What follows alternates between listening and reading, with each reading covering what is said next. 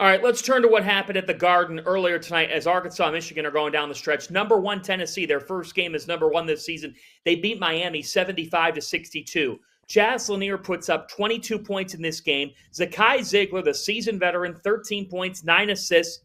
Igor Miličić had 16, and the Vols hit 10 threes en route to a win over a Miami team that is 3-7. A disastrous start to the year for Jim Laranaga's team. They're pretty much buried, but Tennessee's a winner by 13. Mike, your thoughts on the Volunteers? You know, we just talked about who the best team in the country is. They're the team with number one next to their name. Where do you stand with them?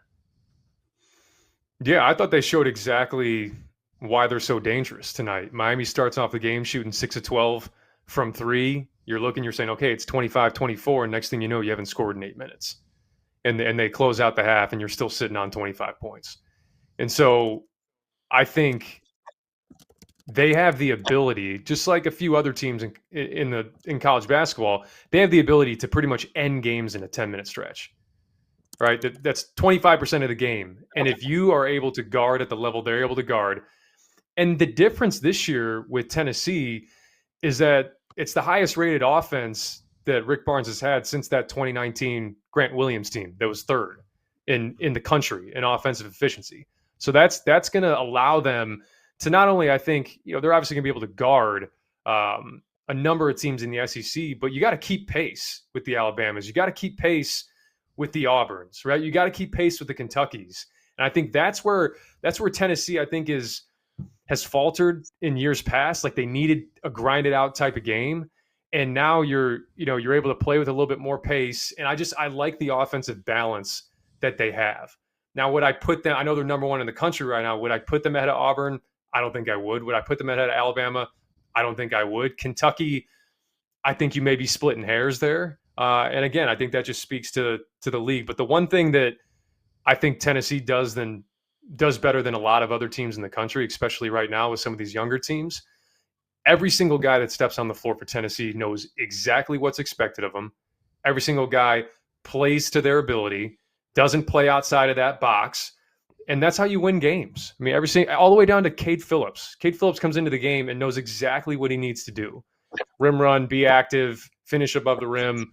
And it goes on down the line. I'm really impressed with Tennessee. And again, I keep saying it. The SEC is just absolutely bananas. Tyler, your take on Tennessee, what they do? I first of all, Tennessee, Rick Barnes, his style of defense and the way he teaches defense and the grinded out kind of games, that is a formula that wins, and it wins. It's consistent. It's proven. And kind of my concern has always been with Tennessee is, will they have the scoring to actually win them ball games? And I think Chaz Lanier is a guy that's going to score for them. Can he keep it up? And the other guy is Zakai Ziegler. This guy doesn't really get the credit he deserves. He is a veteran. He's one of the best passers in college basketball. He has the ability to pick up other teams' point guards full court, put a lot of pressure on them defensively.